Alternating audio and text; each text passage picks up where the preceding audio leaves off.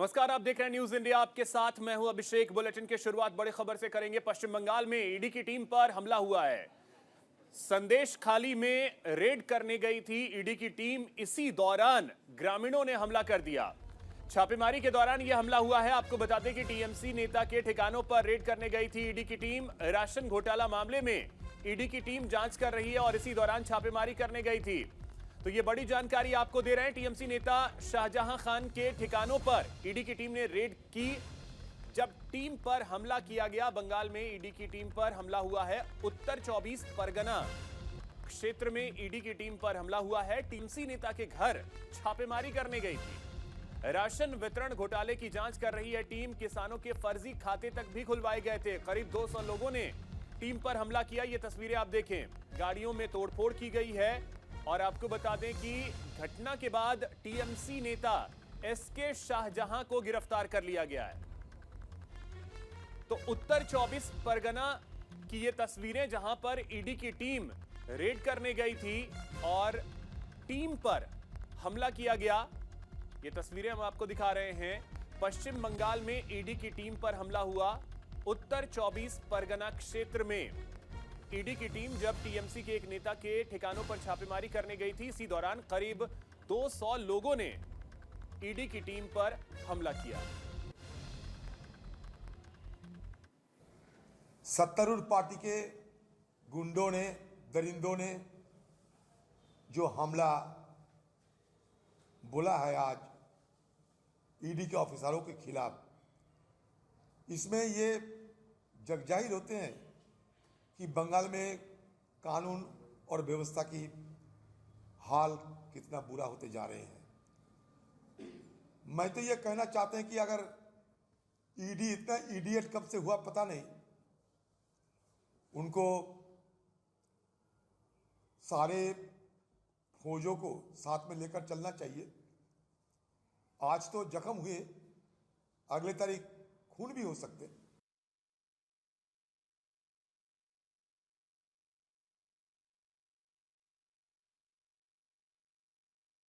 घटना हुआ है, इसका कड़ी से कड़ी भाषा में हम लोग निंदा करते हैं। सिर्फ ये एक केंद्रीय निरपेक्ष एजेंसी के ऊपर ही अटैक नहीं, बल्कि ये पूरी संविधान का ऊपर अटैक है। पूरा जो महामान्य उच्च अदालत की निर्देश है उसका ऊपर अटैक है और उसके साथ साथ फेडरल स्ट्रक्चर का ऊपर अटैक है। और मैं ये कहना चाहूंगा कि बंगाल में ऐसी घटना, ऐसी हादसा बार बार हो रहा है और क्यों हो रहा है, इसको भी हम लोग ये भी खोज करेंगे। ऐसा घटना बार बार घटते हैं तो ये प्रमाणित करते हैं कि उस राज्य की जो राज्य सरकार है वो लॉ एंड ऑर्डर मेंटेन करने में पूरी तरह से फेलियर है।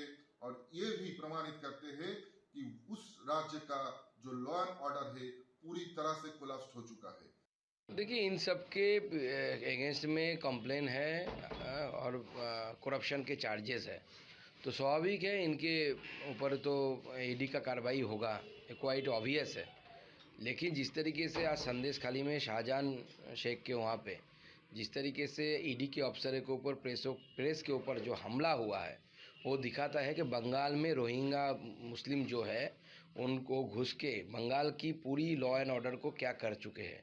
और ये जो ईडी के साथ हो रहा है, ये सिर्फ ईडी के साथ नहीं हो रहा है, ये अपना बंगालियों का फ्यूचर दिखा रहा है। बंगालियों के साथ भी ऐसे आगे आने वाले समय में होने वाला है। अगर ये सरकार तो कुछ नहीं करेगी, ये सरकार अगर रहेगी और भी तेजी से ऐसी चीज़ें होती रहेगी। ये पूरी तरह दुर्भाग्यपूर्ण है। जिस तरह बंगाल में कानून व्यवस्था नाम की कोई चीज नहीं है। बंगाल के लोग सिर्फ भ्रष्टाचार में बंगाल की सरकार लगी हुई है और पूरी तरह से बंगाल को ये लोग बदनाम कर रहे हैं। बंगाल एक सभ्य राज्य माना जाता था, लेकिन वहां पर ममता जी और टीएमसी ने उसको जिस तरह से जंगल राज में बदल दिया है, इसका प्रमाण है कि ईडी के टीम पर भी हमला हुआ है। देखिए, बंगाल का हाल इसीलिए सबका जानकारी है ही है।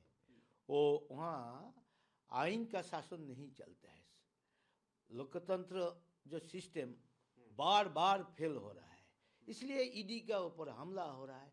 वहाँ देश के खिलाफ जितना ऑर्गेनाइजेशन है वो अभी मजबूती हो रहा है। इतना बम बारूद पिस्तौल हर रोज मिल रहा है, लेकिन उनका ऊपर ज़्यादा कुछ एक्शन नहीं हो रहा है। इसलिए वहाँ इमरजेंसी देकर वो गवर्नमेंट का हटा के वहाँ कानून का शासन लगाने सबसे पहले। देखिए, संदेश खाली और पूरा बशीरहाट इलाका का डॉन है शाहजहां शेख, और वो तृणमूल का लीडर भी है, संतरासवादी भी है, और इनके खिलाफ बहुत सारे मर्डर केस है, बहुत सारे गैर कानूनी केसेस है, तब भी पुलिस उनको कुछ नहीं करते, कारण वो तृणमूल का शरण में है, तृणमूल का लीडर है। देखिए, संदेश खाली में जो हुआ वो एक प्रोवोकेशन का नतीजा था। बंगाल में जो हो रहा है, रोज कहीं ना कहीं तृणमूल का किसी लीडर को डिस्टर्ब करने के लिए, हैरास करने के लिए, नेगेटिव न्यूज करने के लिए भाजपा का इंस्ट्रक्शन पर ये एजेंसी वालों और सेंट्रल फोर्सेस वहां पर जा रहा है और इलाका में प्रोवोकेशन दे रहा है, ऐसा एलिगेशन हमारा पास आ रहा है। संदेश खाली में भी वही हुआ। अब देखिए, शुभेंदु अधिकारी सीबीआई एफआईआर नेम्ड, बीजेपी जिसको चोर बोला था, उसका घर में कोई रेड नहीं, लेकिन तृणमूल का घर देख के ही वो रेड करने चला जा रहा है और उस इलाका में प्रोवोकेशन दे रहा है। ये जो ईडी इस तरह से काम कर रही है, हालांकि मैं ये नहीं कहती कि उनके ऊपर हमला करना सही था, गलत था। पश्चिम बंगाल का क्या मामला है वो भी मुझे मालूम नहीं है, लेकिन ये बात सही है कि जिस तरह से ईडी का इस्तेमाल केंद्र सरकार कर रही है, एक तो तमाम विपक्ष के नेताओं के खिलाफ उसका इस्तेमाल करना, उनको जेल भेजना, ऐसा लगता है कि केंद्र सरकार को जो चला रहे हैं वो आने वाले चुनाव से कुछ। देखिए, संदेश खाली में ईडी का जो ऑफिसर लोग थे और उनका साथ जो सेंट्रल फोर्स का आदमी लोग थे, वो लोकल पीपल को बुरी तरह इरिटेट कर रहे थे, प्रोवोक कर रहे थे। इसके लिए स्पॉन्टेनियस रिएक्शन हुआ है। प्रॉब्लम ये है कि पूरा देश का आम आदमी ये Delhi monitored deep conspiracy, big conspiracy देखते देखते पूरी तरह थक गया। जहाँ तक बंगाल का सवाल है, डेली बेसिस में तृणमूल कांग्रेस के खिलाफ ये कॉन्स्पिरेसी किया जा रहा है। तो देखिए, ग्राफिक्स के जरिए आपको ये भी बताने की कोशिश कर रहे हैं कि टीएमसी के नेता के ठिकानों पर रेड करने ईडी की टीम गई थी और इसी दौरान जो है ईडी की टीम पर हमला किया गया। बहुत दुर्भाग्यपूर्ण है कि एक जांच एजेंसी जांच करने के लिए जाती है और उस टीम पर हमला किया जाता है, गाड़ियों में तोड़फोड़ की जाती है। आपको बता दें, ये मामला जो है राशन वितरण घोटाला मामले से जुड़ा है और कई किसानों के फर्जी बैंक खाते तक खुलवाए गए थे। आपको बता दें, करीब 200 लोगों ने हमला किया इस टीम पर जो ईडी की टीम थी और गाड़ियों में तोड़फोड़ की गई, गाड़ियों के शीशे तोड़े गए। तो ये स्थिति है और दरअसल आपको बता दें कि टीएमसी के एक नेता, उनके ठिकानों पर छापेमारी करने के लिए ईडी की टीम गई थी। इसी दौरान ये हमला हुआ।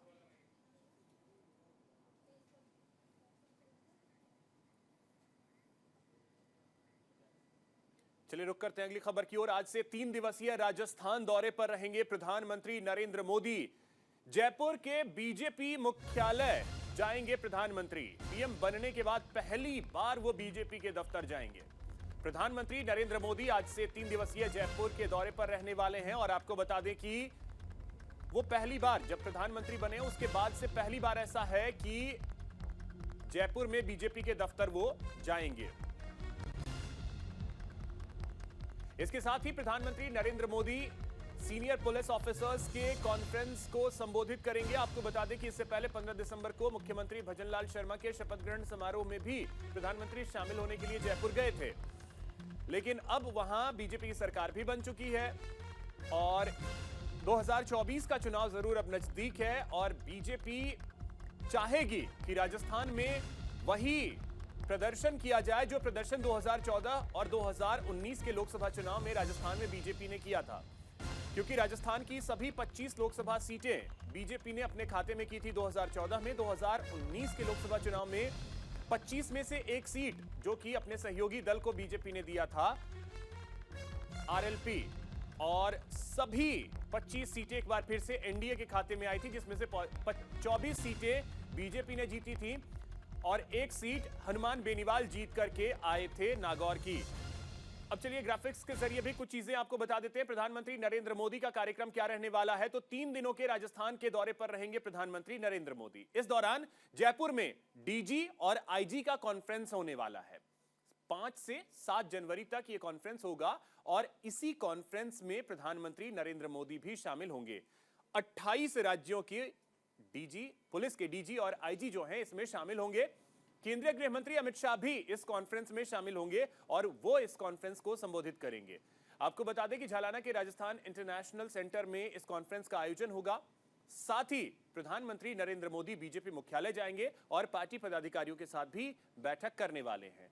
वहीं आपको बता दें कि रात्रि विश्राम जो होगा प्रधानमंत्री नरेंद्र मोदी का, वो जयपुर में राजभवन में होगा। तो ये कार्यक्रम प्रधानमंत्री नरेंद्र मोदी का रहने वाला है, बेहद अहम ये कार्यक्रम प्रधानमंत्री नरेंद्र मोदी का, बेहद अहम ये दौरा प्रधानमंत्री नरेंद्र मोदी का, क्योंकि राजस्थान में जो नई सरकार बनी है, शपथ ग्रहण जब हुआ था उस समय प्रधानमंत्री जयपुर गए थे और अब ये पहला दौरा अगर कहें तो जब नई सरकार बनी है राजस्थान की, उसके बाद ये पहला दौरा प्रधानमंत्री नरेंद्र मोदी का जयपुर का, राजस्थान का। अब बात करते हैं कांग्रेस की। कांग्रेस ने अपनी न्याय यात्रा का नाम बदला है और आपको बता दें कि भारत जोड़ो न्याय यात्रा इसे नाम दिया गया है। पहले न्याय यात्रा इसका नाम था, लेकिन अब इसमें भारत जोड़ो भी जोड़ दिया गया है। 3 से 4 दिन में यात्रा का लोगो जारी कर दिया जाएगा कि लोगो क्या होगा। जैसा हमने देखा था कि जब पहली यात्रा राहुल गांधी ने की थी, भारत जोड़ो यात्रा, उसका एक लोगो लॉन्च किया गया था, सोशल मीडिया पर खूब वायरल भी हुआ था, लोगों ने उसे अपने डीपी के तौर पर भी बहुत इस्तेमाल किया। तो एक बार फिर से अब भारत जोड़ो न्याय यात्रा का लोगो कुछ ही दिनों में फिर से जारी किया जाएगा। न्याय यात्रा का नाम बदल करके भारत जोड़ो न्याय यात्रा कांग्रेस ने रखा है। तो चलिए ग्राफिक्स के जरिए भी कुछ चीजें आपको बताने की कोशिश करते हैं। भारत जोड़ो न्याय यात्रा 14 जनवरी से भारत जोड़ो न्याय यात्रा की शुरुआत होने जा रही है, यानी मकर संक्रांति का वो दिन होगा जब कांग्रेस अपनी इस यात्रा की शुरुआत करेगी।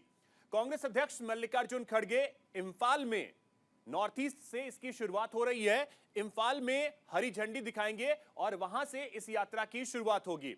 लगभग 6700 किलोमीटर का यह सफर होगा और 15 राज्यों से होकर के यह यात्रा गुजरने वाली है। आपको बता दें कि इन 15 राज्यों के लगभग 110 जिलों को यह यात्रा कवर करने वाली है। तो एक लंबी यात्रा पर राहुल गांधी फिर से निकलने वाले हैं। यात्रा में इंडिया गठबंधन के सहयोगी दलों को भी न्योता दिया गया है। सहयोगी दल जो है INDIA अलायंस के, उन्हें भी इसमें न्योता दिया गया। देखना अहम होगा कि कौन कौन शामिल होता है। यात्रा के तहत राहुल 67 दिनों में तय करेंगे 6713 किलोमीटर का सफर। तो एक लंबा सफर राहुल गांधी तय करने वाले हैं। इसके अंतर्गत अगर आप देखें तो लगभग 100 लोकसभा सीटें आती हैं, यानी जो शुरुआत होगी नॉर्थ ईस्ट से वो लगभग 100 लोकसभा सीटों को कवर करेगा। राहुल गांधी की यात्रा मुंबई में जाकर के खत्म होगी, यानी पहले उन्होंने दक्षिण से उत्तर को नापा और अब बारी है पूरब से पश्चिम की। मणिपुर में 107 किलोमीटर की यात्रा 4 जिलों को कवर करेगी। अलग अलग राज्यों की अगर स्थिति ये आपको बता दें तो नागालैंड में 257 किलोमीटर का सफर होगा, 5 जिलों को इस दौरान कवर किया जाएगा नागालैंड में। आगे अगर हम देखें तो नागालैंड में 257, असम की अगर बात कर ली जाए तो असम की लगभग 17 जिलों को कवर करने की योजना है और 833 किलोमीटर यह लंबी यात्रा होगी। अरुणाचल प्रदेश में अगर आप देखें तो लगभग 55 किलोमीटर की यात्रा होगी। अलग अलग स्टेट में जो यात्रा रहने वाली है वो हम आपको दिखा रहे हैं। मेघालय में 5 किलोमीटर की यात्रा होगी, यानी नॉर्थ ईस्ट के सभी राज्यों में, सभी राज्यों को टच करने की कोशिश है कांग्रेस की। उसके बाद यह यात्रा प्रवेश करेगी पश्चिम बंगाल में, जहां 7 जिलों में लगभग 523 किलोमीटर का सफर राहुल गांधी तय करने वाले हैं। फिर यह यात्रा बिहार में प्रवेश करेगी। बिहार में लगभग 425 किलोमीटर का सफर होगा और यह 7 जिलों को कवर करते हुए आगे बढ़ेगी। झारखंड में लगभग 804 किलोमीटर का सफर होगा और 13 जिलों को यह कवर करने वाली है राहुल गांधी की भारत जोड़ो न्याय यात्रा। ओडिशा भी यह यात्रा जाएगी। ओडिशा में लगभग 4 जिलों से होकर यह गुजरेगी और दूरी जो है वो लगभग 341 किलोमीटर की होगी। इसके बाद ये यात्रा छत्तीसगढ़ में भी इंटर करेगी। 536 किलोमीटर ये यात्रा जो है वो छत्तीसगढ़ में रहेगी। 7 जिलों को कवर करते हुए राहुल गांधी आगे बढ़ेंगे।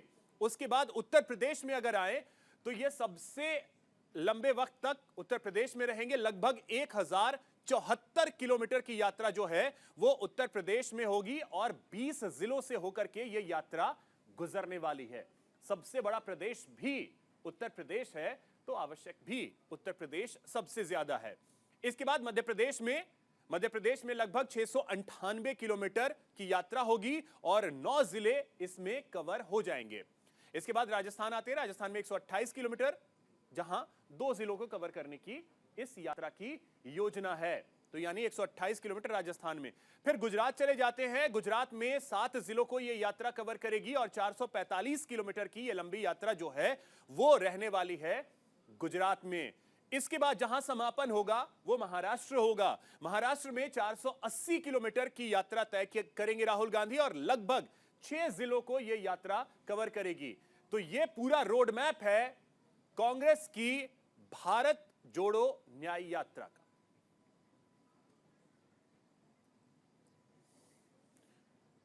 वहीं एक और बड़ी खबर आपको बता दें, पश्चिम बंगाल में ईडी पर हमले की जांच की मांग की जा रही है। प्रदेश अध्यक्ष सुकांत मजूमदार ने चिट्ठी लिखी है। केंद्रीय गृह मंत्री अमित शाह को चिट्ठी लिखी गई है। चिट्ठी में एनआईए से जांच की मांग की गई है। यह बड़ी जानकारी आपको दे रहे हैं। जो हमला किया गया है ईडी की टीम पर उत्तर 24 परगना में, जहां टीएमसी के एक नेता के ठिकानों पर रेड करने गई थी ईडी की टीम। इसी दौरान आपको बता दें कि उन पर हमला हुआ था और अब चिट्ठी लिखी गई है पश्चिम बंगाल के बीजेपी अध्यक्ष की तरफ से केंद्रीय गृह मंत्री अमित शाह को और यह मांग की गई है कि इसकी जांच एनआईए से कराई जाए।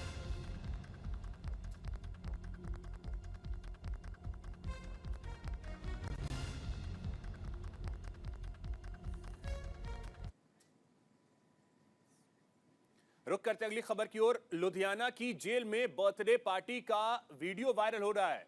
पार्टी में बंदियों पर जो लोग शामिल थे उन पर एफआईआर दर्ज की गई है। पार्टी में शामिल 10 बंदियों पर एफआईआर दर्ज कर ली गई है। मामले की जांच इंटरनल डीआईजी करेंगे। ये बड़ी जानकारी आपको दे रहे हैं। ये देखिए तस्वीरें वायरल हुई थी। जेल में बर्थडे पार्टी का ये वीडियो सोशल मीडिया पर वायरल हो रहा है और अब इस पर एक्शन भी शुरू हो गया है। लुधियाना की जेल में बर्थडे पार्टी का वीडियो वायरल हो रहा है और अब इस पर एक्शन भी लिया गया है। जो बंदी इसमें शामिल थे उन पर एफआईआर दर्ज की गई है।